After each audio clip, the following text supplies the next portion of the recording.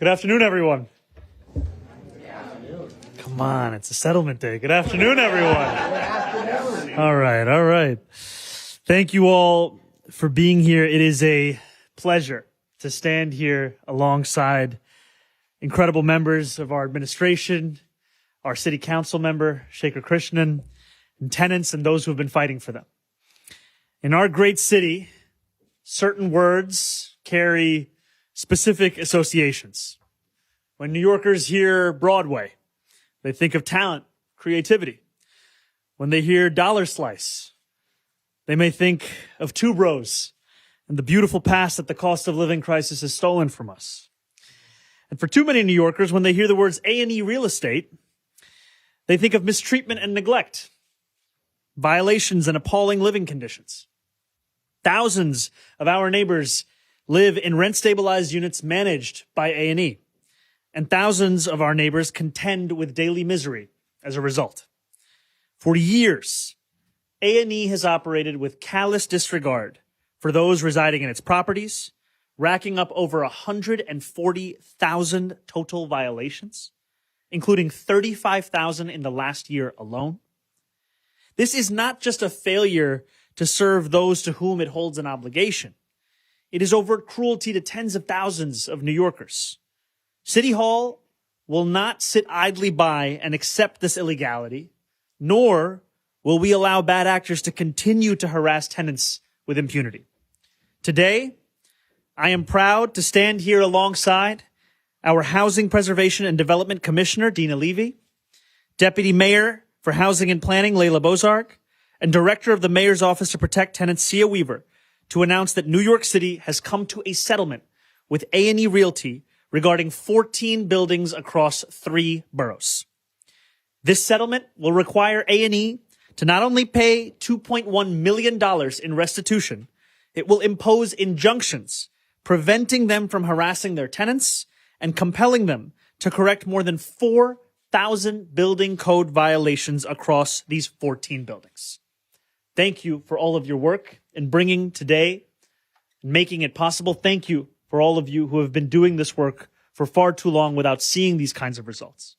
Because while this settlement covers 14 buildings, I also want to make very clear we are aware of issues across the entirety of A&E Realty's portfolio, and we will continue to monitor their conduct.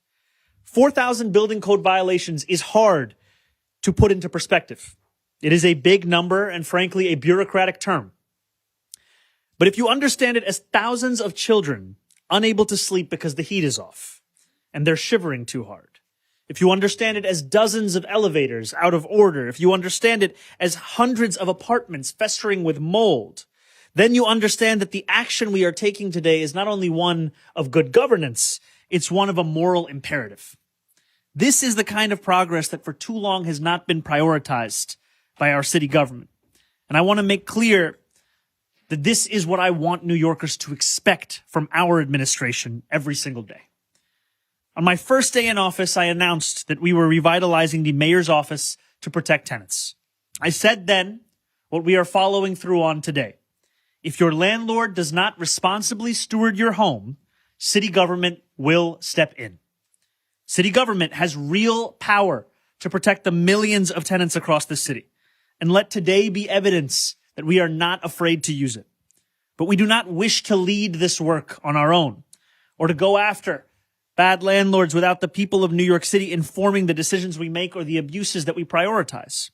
And that is why we announced that we will be holding a rental ripoff hearing in each of the 5 boroughs within the first 100 days of our administration. These are hearings where HPD will work closely with the Department of Buildings, the Mayor's Office to Protect Tenants, the Department of Consumer and Worker Protection, and the newly created Office of Mass Engagement to listen to New Yorkers' needs, ending the days of them being considered the preferably unheard, and ensuring that their perspectives are then used to devise not just strategies, but also policies. If this is truly the beginning of a new era, then let it be one defined by a city hall that is unafraid to take on those who would harass and mistreat New Yorkers, and that governs with the people's needs as its North Star. Thank you so much. I'm excited to announce Commissioner Dina Levy will join me next.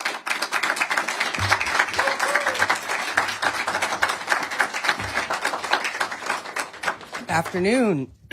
So today we are announcing that the suffering endured by the 750 tenants across 14 buildings owned by A&E Real Estate will finally come to an end. Their demands for basic services and rights for which they pay rent every month will no longer be denied. HPD's litigation against A&E has produced a settlement that will lead to the correction of more than 4,000 housing code violations across this portfolio. It will enforce long overdue court-ordered repairs and impose $2.1 million in civil penalties, and will include binding injunctions that will prohibit further tenant harassment and require sustained compliance moving forward from this landlord.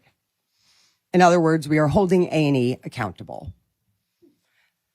This outcome is the result of deliberate and sustained enforcement by HPD's anti-harassment unit, a team that exists for one reason: to protect tenants when landlords repeatedly refuse to comply with the law. I would like to acknowledge Paul Gdansky, Brian Daly, and Tawana Hamilton, who are members of our anti-harassment unit and whose work led to this settlement.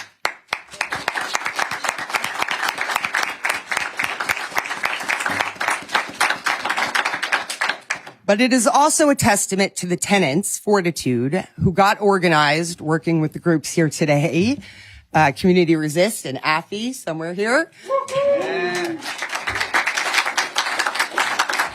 and who organized despite the legitimate fear of retaliation.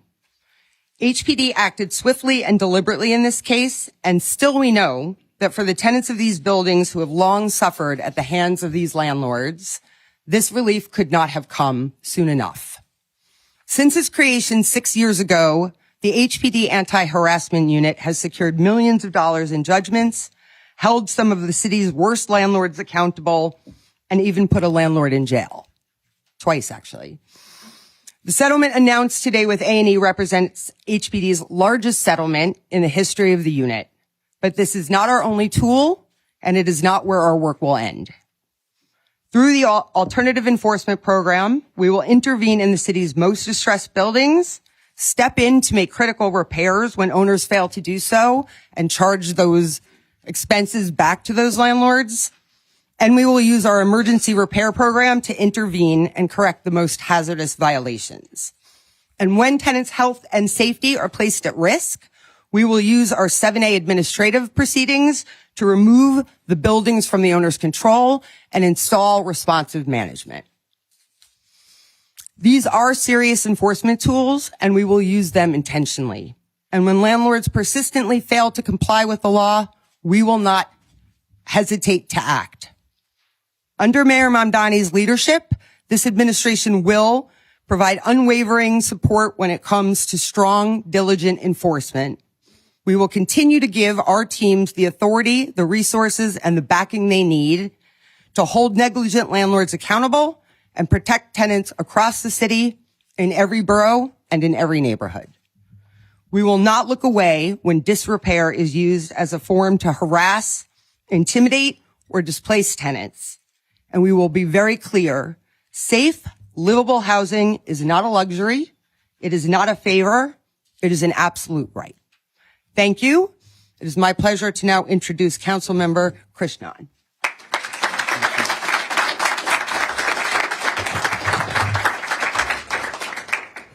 Good afternoon, everyone. I'm New York City Councilmember Shaker Krishnan, representing this district here in Jackson Heights. And it is an honor to be here today with Mayor Mamdani, Commissioner Levy, City Hall, and so many advocates and tenants like Diana, who will speak in a bit too, who have been fighting this fight for so long against such a reprehensible landlord. Now, as a former tenant lawyer myself, before I entered the City Council, I've always said that tenants' rights are not worth more than the paper they're written on if they're not enforced in reality. Here we are today, thanks to Mayor Mamdani and his administration, showing what enforcement looks like. Holding a landlord accountable for the violations of basic housing rights and civil rights. In a community like Jackson Heights, a community of immigrants, street vendors who feed so many New Yorkers across the city, taxi drivers who drive so many New Yorkers around the city, immigrants who push this city forward every single day. But for far too long, they've had to deal with a landlord in A&E that owns 17 buildings here across the portfolio, across the city. The most buildings that A&E owns is right here in Jackson Heights. 17 buildings with over 2,000 violations alone in Jackson Heights. We have rallied together with the tenants, with organizations for months and years over basic conditions, a lack of heat and hot water, termites eating through the walls, bathroom floors collapsing, no heat or hot water. And on top of that, an elevator that still does not work at 81st Street where Dina lives.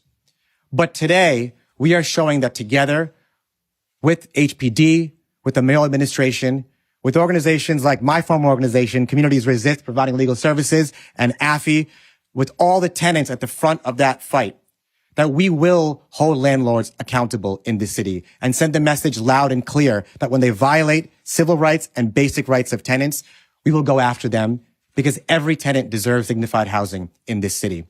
Brevemente en español, mi nombre es Shekhar Krishnan, soy el concejal de este distrito y desde hace años los inquilinos de A&E junto con nuestra oficina y la administración hemos estado luchando por derechos básicos como agua caliente, calefacción, la falta de calefacción y también baños rotos y un ascensor todavía que es roto.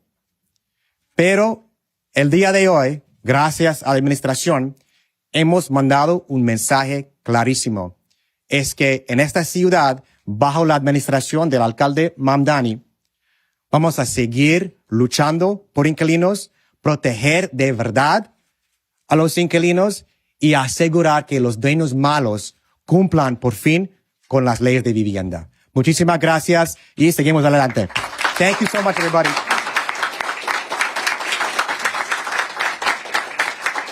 And now it is my honor to call up a fighter, a luchadora, who has lived in an A&E building for many years and can tell you the conditions that she has had to and still has to live through. We're calling up Dina de la Pava.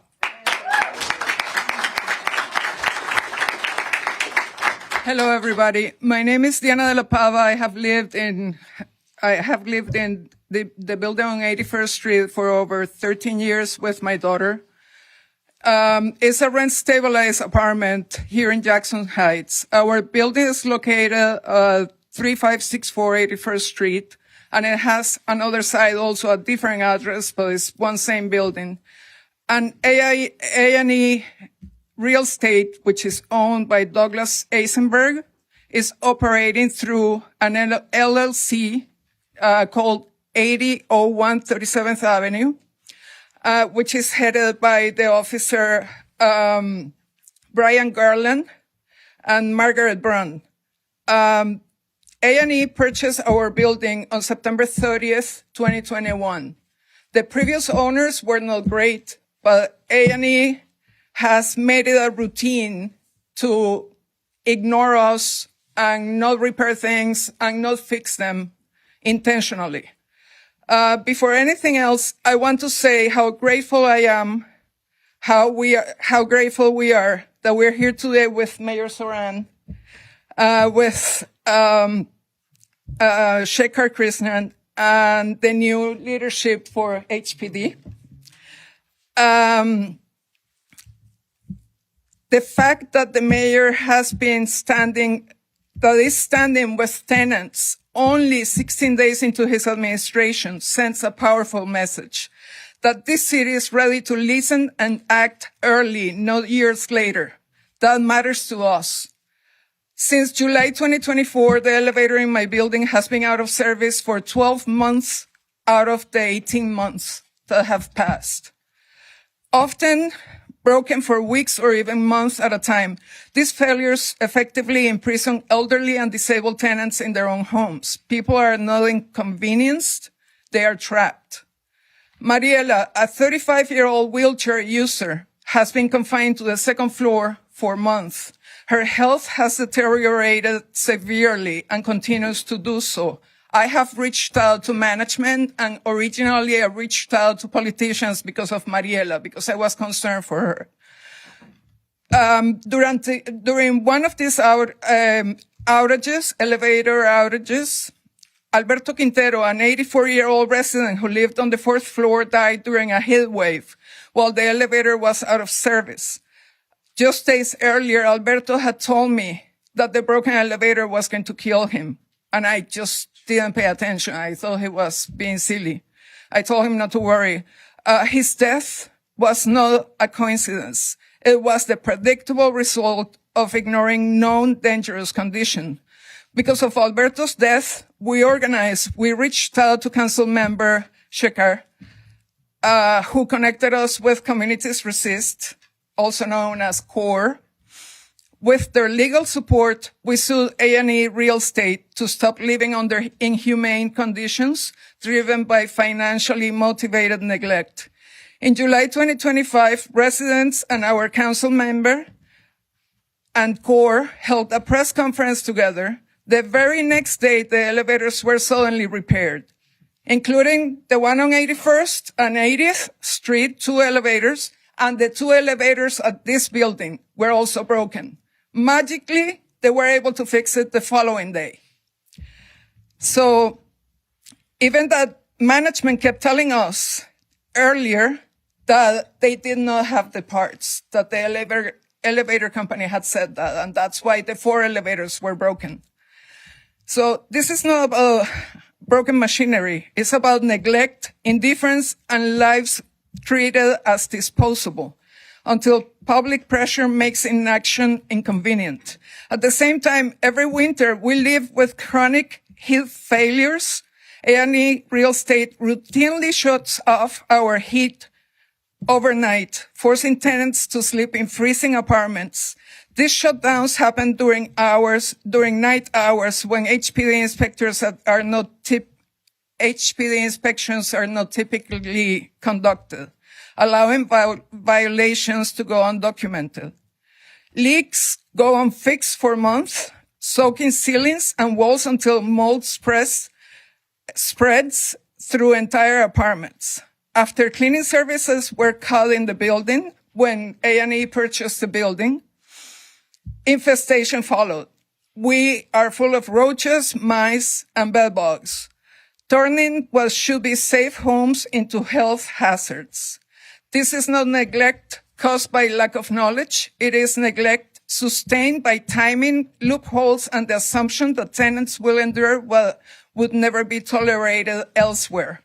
For tenants in rent-stabilized apartments like mine, this kind of neglect functions as harassment, pushing people out so landlords can raise rents. That context matters. A&E Real Estate documents problems, but their property manager, Michael Nelson, refuses to approve repairs. Our superintendent is sent to take photos. And now I made it a habit to take a photo of the superintendent taking photos so I know how much BS they are working on, no? So, and then nothing happens. In April 2023, I filed a 311 complaint about a live electrical outlet next to a water valve in my kitchen.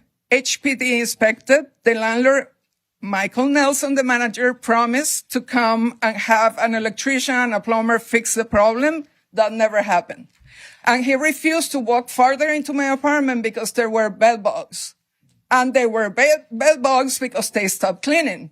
So it has been a nightmare. It's a vicious circle. So almost 3 years later, I'm still living with the water main next to the outlet. And I have been told that it's extremely possible that a fire could happen. This is not a communication failure. It's a business model for A&E.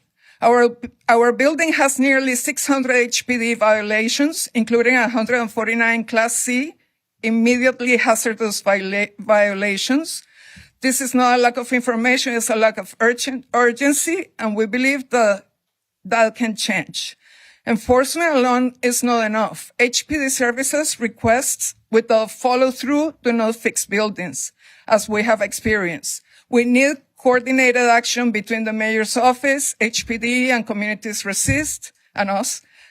We're encouraged by the potential synergy between the new HPD leadership and Mayor Mamdani's team and Communities Resist. working together through joint inspections, shared data, real case tracking, repair deadlines, and court enforcement tied to city oversight. Coordination matters because landlords exploit gaps between agencies. Tenants fall through cracks. Data gets buried, cases stall, and efficient and effective systems must replace chaos. We're not asking for favors. We're demanding a concrete structure, a task force with real power, public timelines, and consequences for non-compliance. Our lives depend on it. A&E Real Estate must fix the conditions. HPD must be empowered to enforce. City leadership must ensure that the system works. We're ready to work together so no one has to live with mold, vermin, or fear, or be pushed out of their home because a landlord refuses to do basics. We recognize and appreciate Mayor Mamdani's commitment to moving beyond talk and toward real working solutions for New York residents. Thank you so much. Thank you.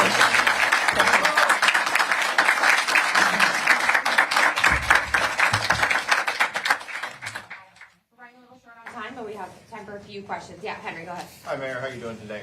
I'm just curious how aggressive you're telling your various deputies you have gathered here to get, floated the threat of taking buildings. We know that there was a warrant issued, I believe it was in 2024, for the arrest of a landlord. How aggressive are you guys going to get in this new administration? We want to make it clear to everyone in this city that no one is above the law. And that if you are a landlord violating the law, then this administration will hold you to account. And will do so because we've just heard of what the consequences are of that inaction. We are quite literally talking about the conditions that determine the day-to-day health or lack thereof of New Yorkers. And too often, these experiences are distilled into statistics that we become numb to.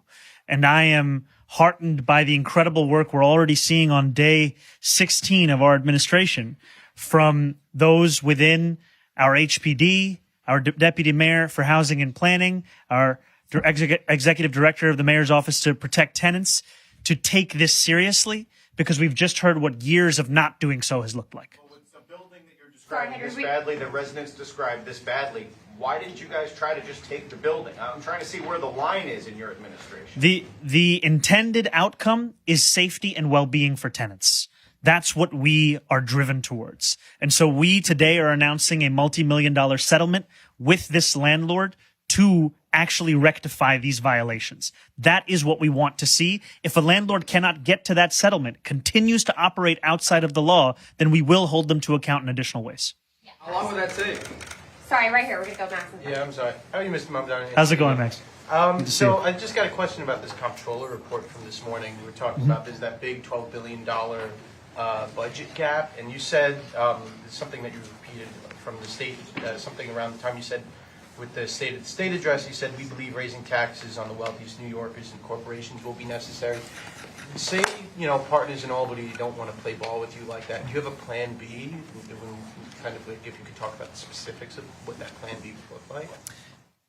I will continue to make it clear to our partners in Albany the importance of something that they already know and champion on a day-to-day basis, which is the well-being of this city and its fiscal health. And we cannot have it such that a New Yorker would go to sleep on a Friday and wonder if on a Saturday their basic services will be in doubt. And we have long said that what we are inheriting is not just a administration in the prior one that exhibited incredible fiscal mismanagement, but also a decades-long effort from former Governor Cuomo to pilfer from city coffers at each and every turn. And what that has left this city with is, as described by the controller, not only a fiscal hole, but frankly, a relationship between city and state where the city contributes 54.5% of the state's tax revenues, but only receives 40.5% in return. And this is the beginning of the budget processes. We will continue to make the case. What we will always make clear is that it's the health and well-being of New Yorkers that we're advocating for. Is there Yeah, anything that Matt. you can do if you don't plug that hole? I'm sorry, Max, we've got to move on. Can you answer the question? Matt, go ahead. Last one. I have a question and a follow-up. First, Sounds good. just a simple factual question on what's currently happening in New York City. And to be clear, I'm not asking whether there have been conversations or what you've been clear about. Currently, simply yes or no, are cyclists who would have been ticketed, given a traffic ticket under Eric Adams, being criminally summoned? Yes or no? And if you can't say yes or no, why can't you just say yes or no? This is one of the focuses of the work that we are doing, is living up to the commitment that I've made, where a cyclist should not be facing a criminal summons. They should be facing a civil summons. And here on day 16, it's one of the things that we're going to follow up on. Okay. And Thank are you, they? guys. But are they facing currently? Has any person been ticketed where they wouldn't have? Excuse me, criminally summoned where they wouldn't have been otherwise? Can I just get that very basic factual fact? I can follow up with you. Thank you guys so much. We'll have to head this way. Thank you, guys. Mayor, are you going to have to make budget cuts because of the big gap that there is? Is that something you're thinking about?